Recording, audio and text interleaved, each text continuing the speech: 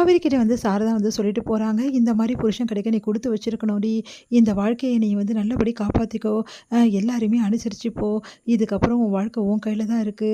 நல்ல புருஷனும் அதே மாரி நல்ல குடும்பம் அமையுது ரொம்ப கஷ்டம் காவேரி. அது உனக்கு அமைஞ்சிருக்குடி.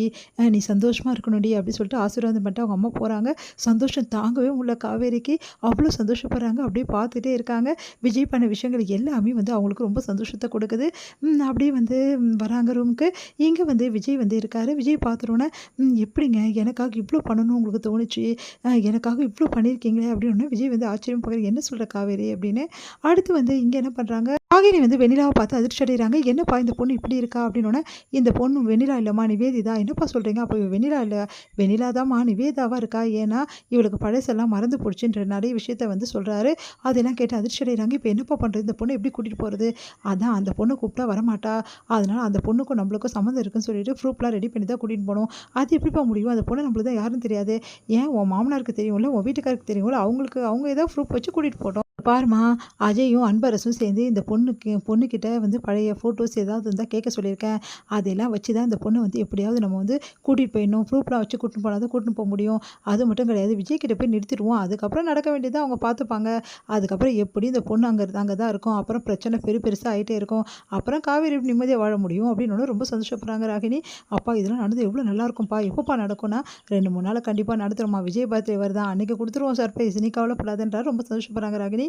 அடுத்து இங்க விஜய் என்ன பண்றாரு, காவேரி கிட்ட, "என்ன காவேரி, என்ன ஆச்சு?" அப்படின்னு கேட்குறேன். "இல்லங்க, உண்மையிலேயே சொல்றேனே, இவ்ளோ நீங்க செய்றீங்க.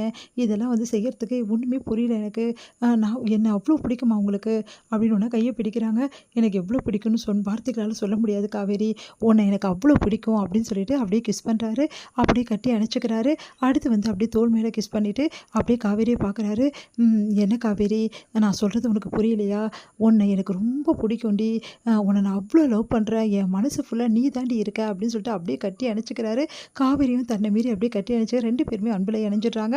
அடுத்து காவேரி, விஜய் நல்லா தூங்கிட்டு இருக்காங்க. திடீர்னு கண் விழிச்சு பார்க்குறாங்க. பார்த்தா விஜய் காவேரி மேல அப்படியே ஃபுல் அண்ட் ஃபுல் கட்டி அணைச்சு தூங்கிட்டு இருக்காரு. சந்தோஷம் தாங்கவே முடியல காவேரிக்கு. அப்படியே விஜய பார்க்குறாங்க. விஜய பார்த்துட்டு அப்படியே தலைய வருடி விடுறாங்க. "எவ்ளோ நாள் உங்களுக்காக நான் ஏங்கியிருக்கேன் தெரியுமா? நீங்க என்கிட்ட அன்பு சொல்ல மாட்டீங்களா? காதல சொல்ல மாட்டீங்களா? நீங்க என்கிட்ட வரமாட்டீங்களா? என்ன உங்களுக்கு பிடிக்குமா? பிடிக்காதா?" அப்படின்னு சொல்லிட்டு ஒவ்வொரு நாளும் உங்ககிட்ட நான் ஏங்கியிருக்கேன். ஆனா எல்லாத்துக்கும் சேர்த்து வச்சு ரொம்ப பெரிய கிஃப்ட் எனக்கு நீங்க குடுத்துட்டீங்க. அவ்ளோ பெரிய கிஃப்ட், என்னால தாங்க முடியாத அளவுக்கு கிஃப்ட் நீங்க குடுத்துருக்கீங்க. எனக்கு இது போதுங்க. உங்க கூட நான் வாழ்ந்துட்டேன். எனக்கு இது போதும்.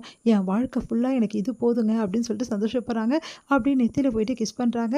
உடனே காவேரி அப்படி சொல்லிட்டு அப்படியே மறுபடியும் விஜய் அப்படியே இருக்க கட்டி பிடிச்சுக்கிறாரு. சந்தோஷம் தாங்கவே முடியல காவேரிக்கு. கண்லேருந்து தண்ணியா ஊத்துது. அவ்வளோ சந்தோஷப்படுறாங்க. "எவ்வளோ நாள் இதுக்காக நான் காத்துட்டு இருந்தேன் தெரியுமா? நீங்க உங்க அன்புக்காக நான் ஏங்கியிருக்கேங்க. எப்படியாவது நீங்க என்ன பார்க்க மாட்டீங்களா? என் மேல அன்பு வைக்க மாட்டீங்களா? ஒவ்வொரு நொடியும் நீங்களும் நானும் பிரிஞ்சுருவோம். இந்த வாழ்க்கை எனக்கு நிலைக்காதுன்னு சொல்லிட்டு பயந்து பயந்து இருந்தேன். ஆனா எல்லா பயமும் எனக்கு ஒரு நொடியில போக்கிட்டீங்க. ஒரு வார்த்தையில போக்கிட்டீங்க." அப்படின்னு சொல்லிட்டு அப்படியே கட்டி பிடிச்சுக்கிறாங்க. சந்தோஷம் தாங்க முடியல. என் புருஷன் எனக்கு மட்டும் தான் அப்படின்னு சொல்லிட்டு அப்படியே கட்டி பிடிச்சுக்கிறாங்க விஜயும் அப்படியே கட்டி பிடிச்சுக்கிறாரு. 2 பேருமே அப்படியே தூங்கி போறாங்க. அடுத்த நாள் காலையில காவேரி கிளம்பிட்டு இருக்காங்க. விஜய் வேற, "என்ன காவேரி காலையிலே கிளம்புற?" அப்படின்னு சொல்லிட்டு கைய பிடிச்சுட்டு, "போதும் போதும் உங்க ரொமான்டிக்லாம் நிறுத்தி வைங்க. நான் முதல்ல கோயிலுக்கு போணும்." "என்ன காவேரி திடீர்னு கோயிலுக்கு?" அதெல்லாம் ஒரு சின்ன வேண்டுதல் இருக்கு. அதுக்காக தான் போறேன்." "சரி நானும் வரட்டுமா? உங்களுக்கு ஏதோ மீட்டிங் இருக்குன்னு சொன்னீங்களே, முதல்ல அத போய் பாருங்க. நான் போயிட்டு வரேன்." அப்படின்றாங்க. இப்படி புருஷன தவிக்க விட்டுட்டு பொண்டாட்டி மட்டும் தனியா போறது நல்லாவா இருக்கு? புருஷன் கூட சேர்ந்து தான் காவேரி கோயிலுக்கு போணும். அதெல்லாம் நாங்க பார்த்துக்குறோம். நீங்க முதல்ல மீட்டிங் அட்டெண்ட் பண்ற வேலைய பாருங்க." இரு காவேரி ஒரு நிமிஷம்." அப்படி சொல்றாரு. உடனே "என்ன சாரீலாம் கட்டிட்டு போலையா?" அப்படின்னோனே, "அதெல்லாம் ஒண்ணும் வேணாம். சுடிதார்லயே நான் போய்க்கிறேன். நீங்க முதல்ல வேலைக்கு போயிட்டு வாங்க." சரி நான் பிக்கப் பண்ண வரட்டுமா?" "அதெல்லாம் ஒண்ணும் வேணாங்க. நானே வந்துருவேன்."